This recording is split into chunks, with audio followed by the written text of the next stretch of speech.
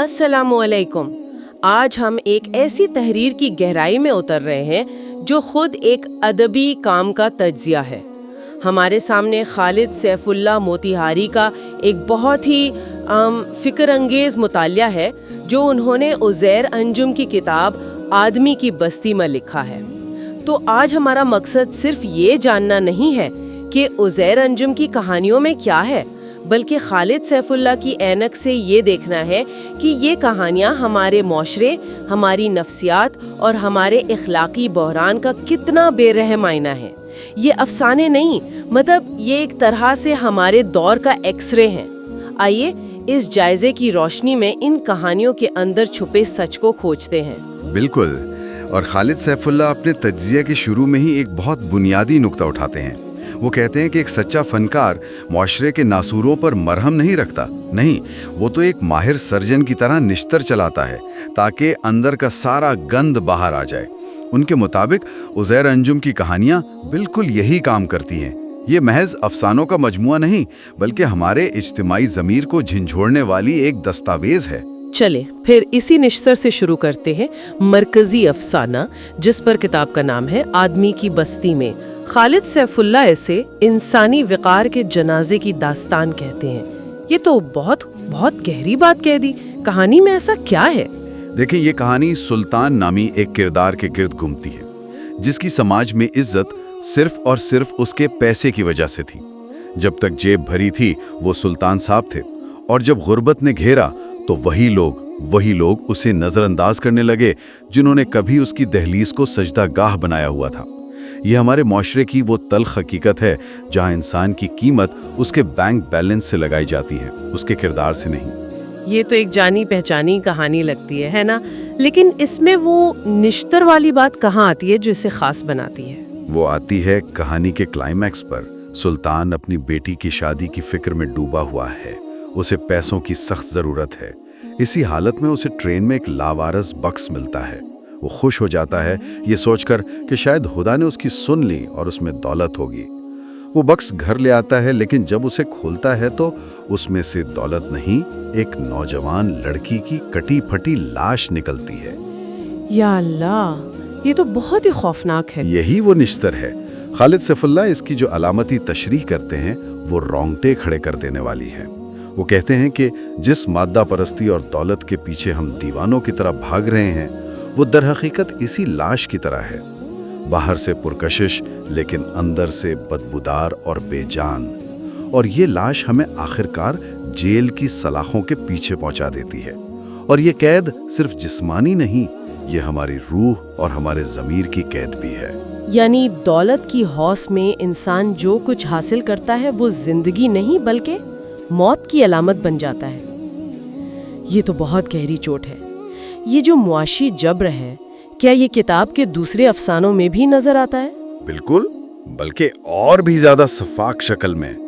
افسانہ ہے انجام خدا جانے، وہ اس کی ایک دل دہلا دینے والی مثال ہے۔ اس میں دکھایا گیا ہے کہ خانہ بدوش قبیلے کے معصوم بچے وہ پیٹ کی آگ بجھانے کے لیے کیا کرتے ہیں۔ وہ زہریلے سانپوں سے کھیلتے ہیں، اپنی جان داؤ پر لگا کر تماشا دکھاتے ہیں تاکہ چند سکے کما سکیں۔ بچوں کا زہریلے سانپوں سے کھیلنا، یہ سوچ کر ہی خوف آتا ہے۔ اس میں ایک بچے کا مکالمہ ہے جو پورا سماجی ڈھانچے پر ایک تماچا ہے۔ جب کوئی اس سے پوچھتا ہے تو وہ کہتا ہے، ہم خانہ بدوش لوگ بھیڑ میں مداری اور جمورا کا کھیل دکھاتے ہیں صاحب، ہم لوگ پیٹ کی خاطر یہ سب کرتے ہیں۔ خالد سیف اللہ کے مطابق یہ ایک بچے کا جملہ نہیں، یہ ہمارے معاشی نظام کے خلاف ایک فرد جرم ہے، ایک چیخ ہے جو پوچھتی ہے کہ کیا یہی وہ ترقی ہے جس کا ہم ڈھنڈورا پیٹتے ہیں، جہاں بچپن کو موت کے منہ میں دھکیل کر 2 وقت کی روٹی کمائی جاتی ہے۔ یہ جو بھوک اور بے بسی ہم نے بچوں کی کہانی میں دیکھی، یہ ایک اور بھیانک شکل اختیار کر لیتی ہے جب نظام انسان سے جینے کا حق ہی نہیں بلکہ آزاد رہنے کا تصور بھی چھین لے۔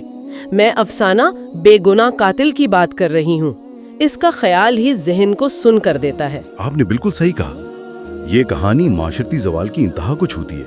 خالد سیف اللہ اس نقطے کو ابھارتے ہیں کہ جب کسی معاشرے میں آزادی کا مطلب بھوک، غیر یقینی اور عدم تحفظ بن جائے، اور जेल की कोठरी एक महफूज पनाहगाह और निजात देंदा नजर आने लगे तो समझ लें कि वो रियासती निजाम मुकम्मल तौर पर नाकाम हो चुका है। 1 मिनट, क्या वाकई कहानी का किरदार जेल जाना चाहता है? क्यों? जी, कहानी का किरदार सुल्तान, जो बेगुनाह है, वो कत्ल का जुर्म अपने सर लेना चाहता है ताकि वो जेल चला जाए। इसकी वजह, उसे यकीन है कि जेल में उसे कम से कम 2 वक्त की रोटी तो मिलेगी और उसके खानदान को सरकारी इमदाद मिल जाएगी। यानी आज़ादी उसके लिए भूख और जिल्लत का इस्तियारा है और कैद उसकी बका की जमानत है। ये एक ऐसी तल्ख हकीकत है जिसको बयान करने के लिए अल्फाज कम पड़ जाते हैं। ये तो मुआशरे के मुंह पर एक ऐसा थप्पड़ है जिसकी गूंज दूर तक जानी चाहिए। और ये सिर्फ मुआशी और रियासती नाकामी नहीं, किताब समाजी मुनाफिकत पर भी बात करती है। अफसाना पगली का जिक्र भी इस जायजे में बहुत नुमाया है। जी, पगली हमारे समाज के दोगलेपन को बेनकाब करता है। कहानी में एक तरफ 5 स्टार होटल में खवातीन के हुकूक पर बड़ा सेमिनार हो रहा है, जहां पढ़ी लिखी अमीर खवातीन बड़ी बड़ी बातें कर रही हैं, और दूसरी तरफ उसी शहर की एक सड़क पर एक ज़हनी तौर पर माजूर बेसहारा लड़की को उसे इज्तमाई ज्यादती का निशाना बनाकर मार दिया जाता है और किसी को कानो कान खबर तक नहीं होती। ये तजाद तो बहुत वाज़े है। क्या तंजीज़िया निगार इसे सिर्फ एक कहानी के तौर पर देखते या इसकी गहराई में जाते हैं? खालिद सैफुल्लाह इससे हमारी समाजी तहरीकों और NGOs के खोखलेपन पर एक शदीद तनकीद के तौर पर देखते हैं। वो वाज़े करते हैं कि ये सारी सरगर्मियाँ, ये सेमिनार, ये बैनर्स, ये सब नामो नमूद और फंड्स हासिल करने का खेल है। इनका हकीकी मसाइल से कोई ताल्लुक नहीं। असल दर्द, असल मजलूमियत तो सड़कों पर रुल रही है और नाम नेहाद मसीहा एयर कंडीशनड हॉल्स में बैठकर तकरीरें कर रहे हैं। और ये मुनाफिकत सिर्फ समाजी सतह तक महदूद नहीं, जब सियासत में आती है तो और भी घिनौनी शक्ल इख्तियार कर लेती है। अफसाना लाश भी उसी सिलसिले की एक कड़ी लगता है ना? बिल्कुल। लाश फिरका वाराना सियासत की बेहिसी और मौका परस्ती की कहानी है। ये दिखाती है कि हमारे सियासतदानों के लिए इंसान अहम नहीं, लाशें अहम हैं। कहानी ये है कि एक लाश मिलती है और जब तक उसकी शनाख्त नहीं होती, हर सियासी और मजहबी ग्रुह उसे अपना शहीद करार देकर अपनी सियासत चमकाने की कोशिश करता है। एहतजाज होते हैं, नारे लगते हैं, शहर बंद करने की धमकियां दी जाती हैं। लेकिन फिर क्या होता है? फिर उस लाश की शनाख्त हो जाती है और पता चलता है कि उसका ताल्लुक किसी ऐसे ग्रुप से है जो इन सियासतदानों का वोट बैंक नहीं।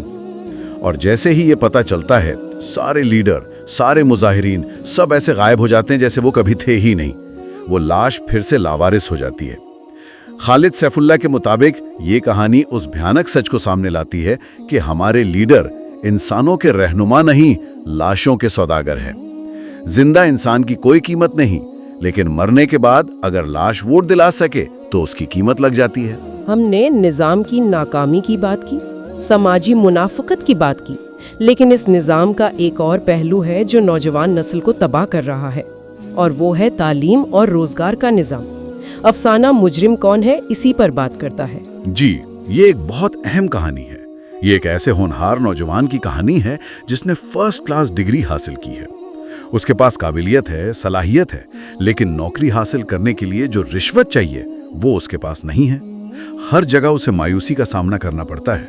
उसकी डिग्री उसके लिए एक बेमानी कागज का टुकड़ा बनकर रह जाती है और आखिरकार वो सिस्टम से तंग आकर जुर्म का रास्ता इख्तियार कर लेता है। और यहाँ खालिद सैफुल्लाह वो बुनियादी सवाल उठाते हैं जो अफसाने का उन्वान भी है, मुजरिम कौन है? बिल्कुल। क्या असल मुजरिम वो नौजवान है जिसने बिल आखिर अपने हाथ में पिस्तौल उठा लिया, या असल मुजरिम वो निज़ाम है जिसने उसकी बरसों की मेहनत को रद्द कर दिया, जिसने उसके हाथ से कलम छीनकर उसे पिस्तौल थामने पर मजबूर किया?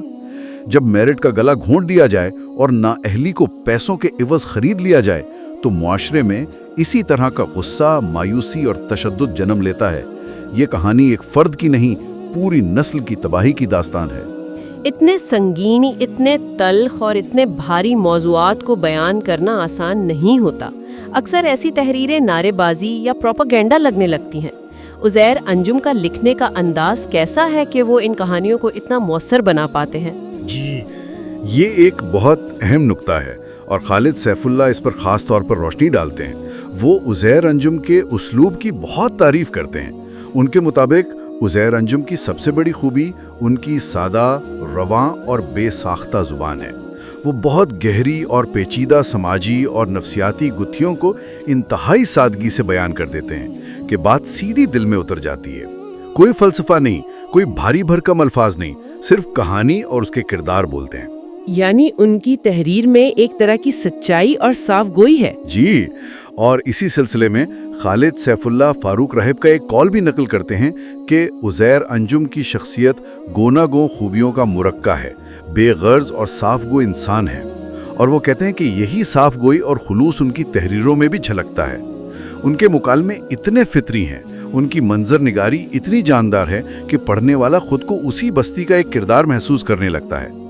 اسی لیے یہ کہانیاں اتنی طاقتور ہیں۔